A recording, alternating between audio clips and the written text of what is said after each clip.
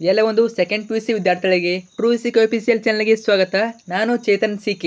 ಇವತ್ತಿನ ಈ ವಿಡಿಯೋದಲ್ಲಿ ನಿಮಗೆ second PUC mid term exam 2025ಕ್ಕೆ ರಾಜ್ಯಶಾಸ್ತ್ರ ವಿಷಯದ ಅಂದರೆ ಪೊಲಿಟಿಕಲ್ ಸೈನ್ಸ್ ವಿಷಯದ ಒಂದು ಪ್ರಶ್ನೆ ಪತ್ರಿಕೆ ನೋಡೋಣ. ಈ ಒಂದು ಕ್ವಶನ್ ಪೇಪರು ತುಂಬಾನೇ ಇಂಪಾರ್ಟೆಂಟು. ಯಾಕಂದರೆ ಇಲ್ಲಿ ಯಾವೊಂದು ಪ್ಯಾಟರ್ನಲ್ಲಿ ಕ್ವಶನ್ ಕೇಳಿದರೆ ಅದೇ ಒಂದು ಪ್ಯಾಟರ್ನಲ್ಲಿ ನಿಮಗೆ ನಾಳೆ ಮಿಡ್ ಟರ್ಮ್ ಎಕ್ಸಾಮ್ನಲ್ಲಿ ರಾಜ್ಯಶಾಸ್ತ್ರ ವಿಷಯದ ಪೊಲಿಟಿಕಲ್ ಸೈನ್ಸ್ ವಿಷಯದ ಕ್ವಶನ್ ಪೇಪರ್ ಬರ್ತದೆ. ಅರ್ಥ ಆಯ್ತಾ? ಪ್ಯಾಟರ್ನ್ ಸೇಮ್ ಬರ್ತದೆ ಮತ್ತು ಕೆಲವಷ್ಟು ಕ್ವಶನ್ಗಳು ರಿಪೀಟ್ ಆಗ್ತವೆ. ಅವೆಲ್ಲ ಬರ್ತವೆ, ಎಲ್ಲ ಇಂಪಾರ್ಟೆಂಟು. ಪ್ರತಿಯೊಂದು ಮಾಹಿತಿ ಕೊಡ್ತೀನಿ, ಕೊನೆಯವರೆಗೆ ತಪ್ಪದೆ ನೋಡಿ. ತುಂಬಾ ಇಂಪಾರ್ಟೆಂಟ್ ಕ್ವಶನ್ ಪೇಪರು. ಸೊ ಕೊನೆಯವರೆಗೆ ತಪ್ಪದೆ ನೋಡಿ. ಇದನ್ನು ಹೆಚ್ಚಿಗೆ ಪಾಸ್ ಆಗ್ಬೋದು ಮತ್ತು ಸ್ಕೋರ್ ಕೂಡ ಮಾಡ್ಬೋದು. ಸೊ ಕೊನೆಯವರೆಗೆ ನೋಡಿ. ಬನ್ನಿ ಇವತ್ತಿನ ಈ ವಿಡಿಯೋನ ಶುರು ಮಾಡೋಣ.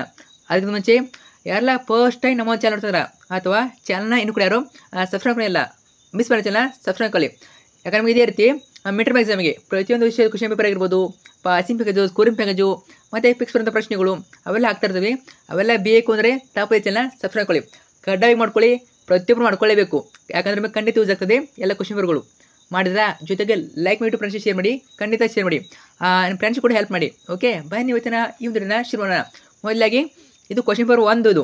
ಇನ್ನೂ ನಿಮಗೆ ರಾಜ್ಯಶಾಸ್ತ್ರದ ಮೇಲೆ, ಪೊಲಿಟಿಕಲ್ ಸೈನ್ಸ್ ಮೇಲೆ ಇನ್ನೂ 2 ಕ್ವಶನ್ ಪೇಪರ್ ಹಾಕ್ತೀನಿ. ಅರ್ಥ ಆಯ್ತಾ? ಸೊ ಇದು ಪ್ಲಸ್ 7 ಓದ್ಕೊಳ್ಳಿ ಚೆನ್ನಾಗಿ. ಸೊ ಅದರಿಂದ ಆರಾಮಾಗಿ ಪಾಸ್ ಆಗೋ ಮತ್ತು ಸ್ಕೋರ್ನ ಕೂಡ ಮಾಡ್ಬೋದು. ಓಕೆ, ಸೊ ಇದೊಂದೇ ಅಲ್ಲ, ಎಲ್ಲ ವಿಷಯಗಳು ಕನ್ನಡ ಇಂಗ್ಲೀಷ್ ಇಟ್ಕೊಂಡು ಎಲ್ಲ ಹಾಕಿರ್ತೀವಿ. ಜಸ್ಟ್ ಚಾನಲ್ ವಿಸಿಟ್ ಮಾಡಿಬಿಟ್ಟು ಎಲ್ಲ ನೋಡ್ಕೊಳ್ಳಿ. ಅರ್ಥ ಆಯ್ತಾ? ಸೊ ಈಗ ನೋಡ್ತಾ ಹೋಗೋಣ ಈ ಒಂದು ಕ್ವಶನ್ ಪೇಪರು. ಸಮಯ 3 ಗಂಟೆ ಇರ್ತದೆ. ರಾಜ್ಯಶಾಸ್ತ್ರ, ಅಂಕಗಳು 80. ಮೊದಲಾಗಿ ಭಾಗ ಎ ಅಲ್ಲಿ ನಿಮಗೆ 5 ಮಲ್ಟಿಪಲ್ ಇರ್ತವೆ. ಓಕೆ, ಭಾಗ ಎ ಅಲ್ಲಿ 5 ಮಲ್ಟಿಪಲ್ ಇರ್ತವೆ. ನೋಡ್ತಾ ಹೋಗೋಣ ಕ್ವಶನ್ ಇರ್ತೀವಿ ಅಂತ. ಸೊ ಈ ಕೆಳಗಿನ ಪ್ರಶ್ನೆಗಳಿಗೆ ಸರಿಯಾದ ಉತ್ತರವನ್ನು ಆರಿಸಿ ಬರೆಯಿರಿ. ಮಲ್ಟಿಪಲ್ಲು ಕ್ವಶನ್ ಬರೋ ನೋಡಿ.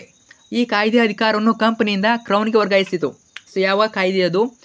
ಎ 1860ರ ಕಾಯ್ದೆ, ಬಿ 1857ರ ಕಾಯ್ದೆ, ಸಿ 1858ರ ಕಾಯ್ದೆ, ಡಿ 1859ರ ಕಾಯ್ದೆ. ಸೊ ಯಾವುದಾಗ್ಬೋದು ಕಮೆಂಟ್ ಮಾಡಿ. ಅರ್ಥ ಆಯ್ತಾ? ಸೊ ನಿಮಗೆ ಆನ್ಸರ್ ಗೊತ್ತಿದ್ರೆ ಕಮೆಂಟ್ ಮಾಡಿ. ಅಷ್ಟು ಮೀರಿ ಆನ್ಸರ್ ಗೊತ್ತಾಗಿಲ್ಲ ಅಂದರೆ ಸಾಧ್ಯ ಆದರೆ ಆನ್ಸರ್ ಕೀನ ರೆಡಿ ಮಾಡಿದರೆ ಗ್ರೂಪಲ್ಲಿ ಹಾಕಿರ್ತೀವಿ. ಯಾವುದಕ್ಕೂ ಜಾಯ್ನ್ ಆಗಿರಿ. ವಾಟ್ಸಪ್ ಚಾನಲ್ ಮತ್ತು ಟೆಲಿಗ್ರಾಮ್ ಗ್ರೂಪು ಜಾಯ್ನ್ ಆಗಿರಿ. In case key answer ready ಮಾಡಿದರೆ ಅಲ್ಲಿ ಹಾಕಿರ್ತೀವಿ. ಅರ್ಥ ಆಯ್ತಾ? ಸೊ ಎಲ್ಲ ಕೀ ಆನ್ಸರ್ಗಳು ಮತ್ತು PDF ಅಲ್ಲಿ ಹಾಕಿರ್ತೀವಿ. ಲಿಂಕ್ ಕೆಳಗಿರ್ತದೆ, ವಿಡಿಯೋ ಕೆಳಗಡೆ ಲಿಂಕ್ ಇರ್ತದೆ, ಅಲ್ಲಿಂದ ಹೋಗಿಬಿಟ್ಟು ಜಾಯ್ನ್ ಆಗಿ. ಸೊ ನಿಮಗೆ ಖಂಡಿತ ಯೂಸ್ ಆಗ್ತದೆ, ಜಾಯ್ನ್ ಆಗಿ. ಸೊ ಅಷ್ಟು ಮೇಲೆ ನಿಮಗೆ ಆನ್ಸರ್ ಗೊತ್ತಿದ್ರೆ ಕಮೆಂಟ್ ಮಾಡಿ. ಸೊ ಕ್ವಶನ್ ನಂಬರ್ 1 ಹಾಕಿ ಆಪ್ಷನ್ನ ಕಮೆಂಟ್ ಮಾಡಿ. ಇನ್ನು ಕ್ವಶನ್ ನಂಬರ್ 2, ಭಾರತದಲ್ಲಿ ಚುನಾವಣಾ ಆಯೋಗದ ಆಯುಕ್ತರನ್ನು ನೇಮಿಸಿದವರು ಯಾರು? ಪ್ರಧಾನಮಂತ್ರಿನ, ರಾಷ್ಟ್ರಪತಿನ, ಉಪರಾಷ್ಟ್ರಪತಿನ, ರಾಜ್ಯಪಾಲರನ್ನ? ಸೊ ಜಸ್ಟ್ ಪ್ಯಾಟರ್ನ್ ನೋಡ್ಕೊಳ್ಳಿ. ಮತ್ತೊಂದರಲ್ಲಿ ನಿಮಗೆ ಕ್ವಶನ್ ಪೇಪರ್ ಆನ್ಸರ್ ಕೊಡ್ತೀನಿ. ಅವಾಗ ಹೇಳ್ತೀನಿ ನಿಮಗೆ ಯಾವ್ದು ಬರೀಬೇಕು ಸೊ ಅಂತ ಹೇಳ್ತೀನಿ, ಯಾವ್ದು ಕ್ವಶನ್ ಬರ್ತಾವಂತ. ಇವಾಗ ಜಸ್ಟ್ ಪ್ಯಾಟರ್ನ್ ನೋಡ್ಕೊಳ್ಳಿ. ಆನ್ಸರ್ ಗೊತ್ತಿರೋ ಕಮೆಂಟ್ ಮಾಡಿ. ಪ್ರಶ್ನೆ 3, ಅಖಿಲ ಭಾರತ ಸೇವೆಗೆ ಅವಕಾಶ ಕಲ್ಪಿಸಿದ ವಿಧಿ ಯಾವ ವಿಧಿ ನೋಡ್ಕೊಳ್ಳಿ. ನೆಕ್ಸ್ಟು ಪ್ರಶ್ನೆ 4, ಚಿಪ್ಕೋ ಚಳುವಳಿಯ ರೂವಾರಿ ಯಾರಾಗ್ತಾರೆ ನೋಡ್ಕೊಳ್ಳಿ. ಇನ್ನು ಪ್ರಶ್ನೆ 5, ಈ ರಾಷ್ಟ್ರವನ್ನು ಜನಾಂಗೀಯತೆಯ ನಾಡು ಎಂದು ಕರೆಯಲಾಗಿದೆ ಯಾವ ರಾಷ್ಟ್ರ ನೋಡ್ಕೊಳ್ಳಿ. ಇನ್ನು 2ನೇ ಮೇಲೆ ನಿಮಗೆ 5 ಬಿಟ್ಟ ಸ್ಥಳ ಇರ್ತವೆ. ಅರ್ಥ ಆಯ್ತಾ? ಬಿಟ್ಟ ಸ್ಥಳ ಭರ್ತಿ ಮಾಡಿ 5 ಮಾರ್ಕ್ಸ್ ಇರ್ತದೆ. ಸೊ ಬ್ರಾಕೆಟಲ್ಲಿ ಕೊಟ್ಟಿರ್ತಾರೆ ಆನ್ಸರ್ಗಳನ್ನು, ಆಲ್ಮೋಸ್ಟ್ ಬರಿಬೋದು ಎಲ್ಲರೂ ಕೂಡ. ಪ್ರಶ್ನೆ 6, ರಾಜ್ಯಗಳ ಏಕೀಕರಣ ರೂವಾರಿ ಏನಾಗ್ತದೆ ನೋಡ್ಕೊಳ್ಳಿ. 7ನೇದು, ಭಾರತದ ಈಗಿನ ಚುನಾವಣಾ ಆಯುಕ್ತರು ಯಾರಿದ್ದಾರೆ? ಈಗಿನ ಚುನಾವಣಾ ಆಯುಕ್ತರು. ಸೊ ಇದು ಚೇಂಜ್ ಆಗ್ತದೆ ಕ್ವಶನು. ಯಾಕಂದರೆ ಪ್ರತಿ ವರ್ಷ ಚುನಾವಣಾ ಆಯುಕ್ತರು ಚೇಂಜ್ ಆಗ್ತಾರೆ. ಓಕೆ, ಭಾರತದ ಈಗಿನ ಚುನಾವಣಾ ಆಯುಕ್ತರು ಚೇಂಜ್ ಆಗ್ತಾರೆ. ಸೊ ಈ ಒಂದು ಕ್ವಶನ್ನು ಚೇಂಜ್ ಆಗ್ತದೆ. ಓಕೆ, ಈ ಕ್ವಶನು ಸೇಮ್ ಬರೋದಿಲ್ಲ ಆಪ್ಷನ್ನು. ಇನ್ನು ಪ್ರಶ್ನೆ 8, ಕೇಂದ್ರ ಲೋಕಸೇವಾ ಆಯೋಗದ ಸದಸ್ಯರ ನಿವೃತ್ತಿ ವಯಸ್ಸು ಎಷ್ಟು ವರ್ಷ? ಸೊ ಎಷ್ಟು ಇರ್ಬೋದು? ಸೊ ಈ ರೀತಿ ಕ್ವಶನ್ನು ಆನ್ಸರ್ ಮಾಡ್ಬೋದು. 65 ವರ್ಷಗಳು ಆಲ್ಮೋಸ್ಟ್ ನಿವೃತ್ತಿ ವರ್ಷಗಳು. 9ನೇದು, ಮೂಕನಾಯಕ ಪತ್ರಿಕೆಯನ್ನು ಪ್ರಾರಂಭಿಸಿದವರು ಯಾರವರು? ಸೊ ಆಪ್ಷನಲ್ಲಿ ಇವೆ ನೋಡ್ಕೊಳ್ಳಿ. 10ನೇ ಕ್ವಶನ್ನು, ಅನಕ್ಷರತೆಯನ್ನು ಒಂದು ಅಸ್ವಾತಂತ್ರ್ಯ ಎಂದವರು. ಅನಕ್ಷರತೆ ಇದು ವೆರಿ ಇಂಪಾರ್ಟೆಂಟು. ಅನಕ್ಷರತೆ ಎಂದರೇನು ಕೇಳ್ಬೋದು. ಸೊ ಬಿಟ್ಟ ಸ್ಥಳ ಕೇಳ್ಬೋದು, ಮಲ್ಟಿಪಲ್ ಕೇಳ್ಬೋದು. ಅನಕ್ಷರತೆ ಮೇಲೆ ಕ್ವಶನ್ ಕೇಳ್ತಾರೆ, ವೆರಿ ಇಂಪಾರ್ಟೆಂಟ್ ನೋಡ್ಕೊಳ್ಳಿ. ಯಾರು ಅವರು ನೋಡ್ಕೊಳ್ಳಿ. ಸೊ ನೆಕ್ಸ್ಟು 3ನೇ ಮೇಲೆ ಹೊಂದಿಸಿ ಬರೆಯಿರಿ ಬರ್ತವೆ. ಹೊಂದಿಸಿ ಬರೆಯಿರಿ ಕೂಡ 5 ಮಾರ್ಕ್ಸ್ ಇರ್ತದೆ. ಸೊ 5 ಮಾರ್ಕ್ಸ್ ಹೊಂದಿಸಿ ಬರೆಯಿರಿ ಕೂಡ. So A to B match ಮಾಡಬೇಕು. 11, 12, 13, 14, 15. ಸೊ ಇದನ್ನ ABCD ಗೆ ಮ್ಯಾಚ್ ಮಾಡಬೇಕು. ಸೊ ಇಲ್ಲಿ ಏನು ಕೊಟ್ಟಿರ್ತಾರೆ ಅವರು? ಏನೇನು ಕೊಟ್ಟಿರ್ತಾರೆ ಅಂದರೆ ಭಾರತೀಯ ರಾಷ್ಟ್ರೀಯ ಕಾಂಗ್ರೆಸ್ ಯಾವಾಗ ಉಗಮ ಆಯಿತು? ಸೊ ಈ ಕ್ವಶನ್ ಏನು ಕೇಳ್ತಾರೆ, ಅದು ಕೆಲವಷ್ಟು ಇಸ್ವಿಗಳನ್ನ ಕೇಳ್ತಾರೆ. ಓಕೆ, ಯಾವಾಗ ಏನು ನಡೀತು ಅಂತ, ಮತ್ತು ಸಂವಿಧಾನ ಜಾರಿಗೆ ಬಂದ ವರ್ಷ ಆಗಿರ್ಬೋದು. ಸೊ ಇವೆಲ್ಲ ಕ್ವಶನ್ ಕೇಳ್ತಿರ್ತಾರೆ, ಚೆನ್ನಾಗಿ ನೋಡ್ಕೊಳ್ಳಿ. ನೆಕ್ಸ್ಟು 4th ಮೇನು, ಕೆಳಗಿನ ಪ್ರಶ್ನೆಗಳಿಗೆ ಒಂದು ವಾಕ್ಯದಲ್ಲಿ ಉತ್ತರಿಸಿ 5 ಪ್ರಶ್ನೆ ಇರ್ತವೆ. ಓಕೆ, ಒಂದು ಪ್ರಶ್ನೆಗಳು 5 ಇರ್ತವೆ. ಟೋಟಲಾಗಿ 5 ಮಾರ್ಕ್ಸು. ಇಲ್ಲಿ ಯಾವುದೇ ರೀತಿ ಚಾಯ್ಸ್ ಇರೋದಿಲ್ಲ. ಓಕೆ, 5 ಮಾರ್ಕ್ಸಿಗೆ ನೀವು 5 ಬರಲೇಬೇಕು. 16 ಪ್ರಶ್ನೆ, ಯಾವ ದೇಶವನ್ನು ಜಗತ್ತಿನ ಬೃಹತ್ ಪ್ರಜಾಸತ್ತಾತ್ಮಕ ದೇಶ ಎಂದು ಕರೆಯುತ್ತವೆ? ಪ್ರಜಾಸತ್ತಾತ್ಮಕ ಫಿಕ್ಸ್ ಕೇಳ್ತಾರೆ ಕ್ವಶನ್ನು, ಚೆನ್ನಾಗಿ ನೋಡ್ಕೊಳ್ಳಿ. ಯಾವ ದೇಶ ಅದು? ಇನ್ನು 17ನೇ ಪ್ರಶ್ನೆ, ಜಿಲ್ಲಾಡಳಿತ ಮುಖ್ಯಸ್ಥರು ಯಾರಾಗಿರ್ತಾರೆ? ಜಿಲ್ಲಾಡಳಿತದ ಮುಖ್ಯಸ್ಥರು ಯಾರಾಗಿರ್ತಾರೆ? ಸೊ ನೋಡೋಣ, ಆನ್ಸರ್ ಗೊತ್ತಿರೋ ಕಮೆಂಟ್ ಮಾಡಿ. ಸೊ ನಮಗೆ ಆನ್ಸರ್ ಗೊತ್ತಿಲ್ಲ ಅಂದರೆ ಗ್ರೂಪಲ್ಲಿ ಕೀ ಆನ್ಸರ್ ಇನ್ನೂ ರೆಡಿ ಮಾಡಿಲ್ಲ, ರೆಡಿ ಮಾಡಿದ ಮೇಲೆ ಅಲ್ಲಿ ಹಾಕಿರ್ತೀವಿ. ಓಕೆ, ಅಲ್ಲಿ ನೋಡ್ಕೋಬೋದು. ಸೊ 11ನೇ ಪ್ರಶ್ನೆ, UPSC ವಿಸ್ತರಿಸಿ. Very important. UPSC ಒಂದು ವಿಸ್ತರಿಸಿ ಕ್ವಶನ್ ಕೇಳ್ತಾರೆ. ಓಕೆ, ಯಾವೆಲ್ಲ ವಿಸ್ತರಿಸಿ ಕ್ವಶನ್ ಇವೆ, ಸೊ ಇಷ್ಟು ಇಲ್ಲಿವರೆಗೆ ಯಾವ ಸಿಲೆಬಸ್ ಮುಗಿದ್ವಿ ಎಲ್ಲ ನೋಡ್ಕೊಳ್ಳಿ. ಅದರಲ್ಲಿ ಒಂದು ಕೇಳ್ತಾರೆ. ಅದರಲ್ಲಿ UPSC ಅಂತ ಕ್ವಶನ್ಗಳು ಕೇಳ್ತಾರೆ. UPSCನ ವಿಸ್ತರಿಸಿರಬೇಕು. 19ನೇ ಪ್ರಶ್ನೆ, ಸಾಲುಮರದ ತಿಮ್ಮಕ್ಕ ಯಾವ ಜಿಲ್ಲೆಗೆ ಸೇರಿದವರು? ನೋಡಿ, ಸಾಲುಮರದ ತಿಮ್ಮಕ್ಕ ಯಾವ ಜಿಲ್ಲೆಗೆ ಸೇರಿದವರು? ಕ್ವಶನ್ ಅಬ್ಸರ್ವ್ ಮಾಡ್ತಾ ಹೋಗಿ, ಯಾವ ಟೈಪಲ್ಲಿ ಕ್ವಶನ್ ಕೇಳಿದ್ದಾರೆ ಅಂತ ನೋಡ್ತಾ ಹೋಗಿ. ಸೊ ಅದೇ ಒಂದು ಪ್ಯಾಟರ್ನ್ ನಿಮಗೆ ಕ್ವಶನ್ ಕೇಳ್ತಾರೆ. 20ನೇ ಪ್ರಶ್ನೆ, ಯಾವ ವಯೋಮಿತಿಯ ಮಕ್ಕಳು ಕಡ್ಡಾಯ ಶಿಕ್ಷಣದ ಅಡಿಯಲ್ಲಿ ಬರುತ್ತಾರೆ? ಯಾವ ವಯೋಮಿತಿಯ ಮಕ್ಕಳು ಕಡ್ಡಾಯ ಶಿಕ್ಷಣ? ಸೊ ಎಷ್ಟು ಏಜ್ ಲಿಮಿಟ್ ಇದೆ ನೋಡ್ಕೊಳ್ಳಿ. ಭಾಗ ಬಿ ಯಲ್ಲಿ ನಿಮಗೆ ಕೆಳಗಿನ ಯಾವುದಾದ್ರು 5 ಪ್ರಶ್ನೆಗಳಿಗೆ ಪ್ರತಿಯೊಂದಕ್ಕೂ 2-3 ವಾಕ್ಯಗಳು ಉತ್ತರಿಸಿ. ಏನು ಸೊ ಚಾಯ್ಸ್ ಇರ್ತವೆ. ಇಲ್ಲಿಂದ ನಮಗೆ 10 ಕ್ವಶನ್ ಸ್ಟಾರ್ಟ್ ಆಗ್ತವೆ. 2 ಅಂಕದ 5 ಪ್ರಶ್ನೆ ಇರಬೇಕು. ಟೋಟಲಾಗಿ 10 ಮಾರ್ಕ್ಸು. ಅರ್ಥ ಆಯ್ತಾ? 5 ಕ್ವಶನ್ ಇರಬೇಕು. ಅವ್ರು 9 ಕೊಟ್ಟಿರ್ತಾರೆ ಅಥವಾ 10 ಕೊಟ್ಟಿರ್ತಾರೆ. 10 ಕ್ವಶನ್ ಕೊಟ್ಟಿರ್ತಾರೆ, ಅದರಲ್ಲಿ ನೀವು 5 ಇರಬೇಕು. ಓಕೆ, 10 ಕ್ವಶನ್ ಕೊಟ್ಟಿರ್ತಾರೆ, ಅದರಲ್ಲಿ 5 ಇರಬೇಕು. ಟೋಟಲಾಗಿ 10 ಮಾರ್ಕ್ಸು, ಪ್ರತಿಯೊಂದಕ್ಕೂ 2 ಅಂಕ. 20ನೇ ಕ್ವಶನ್ ನೋಡಿ, ಎಲ್ಲ ಕೂಡ ಇಂಪಾರ್ಟೆಂಟ್ ಕ್ವಶನ್ನು ಪಾಯಿಂಟ್ ಮಾಡ್ತಾ ಹೋಗಿ, ಬರ್ತಾ ಹೋಗಿ. ಸೊ 20ನೇ ಕ್ವಶನ್ನು, ಪಂಜಾಬನ್ನು ಎಷ್ಟು ರಾಜ್ಯಗಳಾಗಿ ವಿಂಗಡಿಸಲಾಯಿತು? ಅವು ಯಾವುವು? Very important. 22ನೇ ಪ್ರಶ್ನೆ, ಪ್ರತ್ಯಕ್ಷ ಚುನಾವಣೆ ಎಂದರೇನು? ಉದಾಹರಣೆ ಕೊಡಿ. ಪ್ರತ್ಯಕ್ಷ, ಪರೋಕ್ಷ ಎರಡರಲ್ಲಿ ಒಂದು ಕೇಳ್ಬೋದು, ಇಂಪಾರ್ಟೆಂಟ್ ನೋಡ್ಕೊಳ್ಳಿ. 23ನೇ, ಬಹುಪಕ್ಷ ಪದ್ಧತಿ ಎಂದರೇನು? ಬಹುಪಕ್ಷ ಪದ್ಧತಿ ಎಂದರೇನು? ಉದಾಹರಣೆ ಕೊಡಿ. ಆಲ್ಮೋಸ್ಟ್ ನಿಮಗೆ ಈ ರೀತಿ ಕ್ವಶನ್ ಕೇಳ್ತಾರೆ.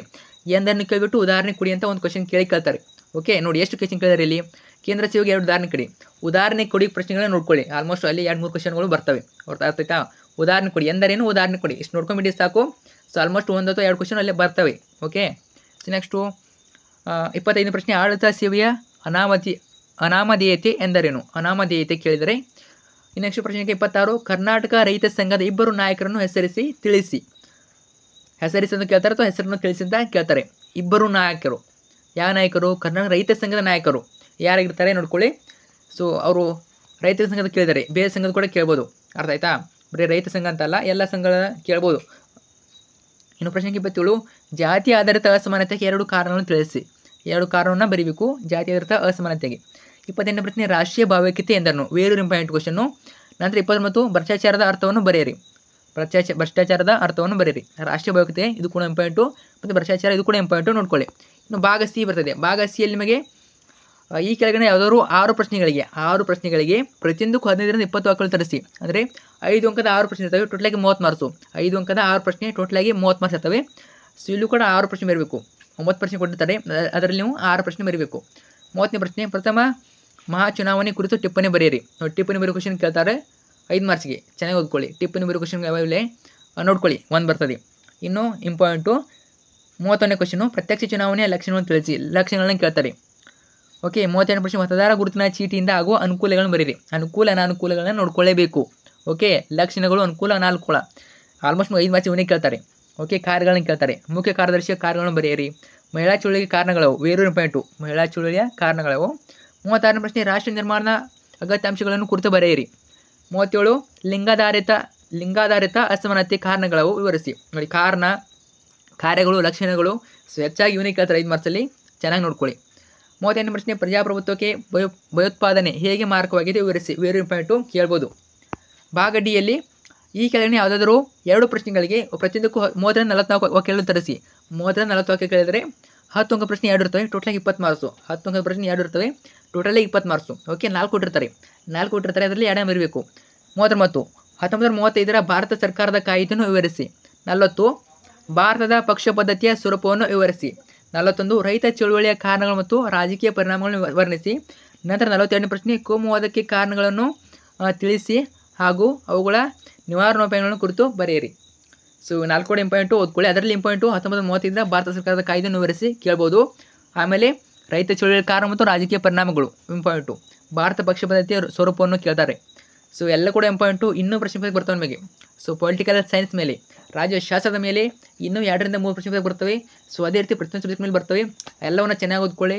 ಆಲ್ಮೋಸ್ಟ್ ಕ್ವಶನ್ ರಿಪೀಟ್ ಆಗ್ತವೆ. ಅರ್ಥ ಆಯ್ತಾ? ಸೊ ಬೇರೆ ಕ್ವಶನ್ ಕೇಳಿಲ್ಲ ಅವರು, ರಿಪೀಟಾಗಿ ಯೂನಿಕ್ ಕೇಳ್ತಾ ಇರ್ತಾರೆ. ಚೆನ್ನಾಗಿ ಓದ್ಕೊಳ್ಳಿ. ಡೌಟ್ ಇದೆ ಕಮೆಂಟ್ ಮಾಡಿ, ಮತ್ತು ನಿಮಗೆ ಯಾವ ಸಬ್ಜೆಕ್ಟ್ ಬೇಕು ಕಮೆಂಟ್ ಕೂಡ ಮಾಡಿ. ಸೊ ಫ್ರೆಂಡ್ಸ್ಗೆ ಶೇರ್ ಮಾಡಿ, ಕಡ್ಡಾಯವಾಗಿ ಶೇರ್ ಮಾಡಿ, ಸಬ್ಸ್ಕ್ರೈಬ್ ಮಾಡಿ. Thank you so much.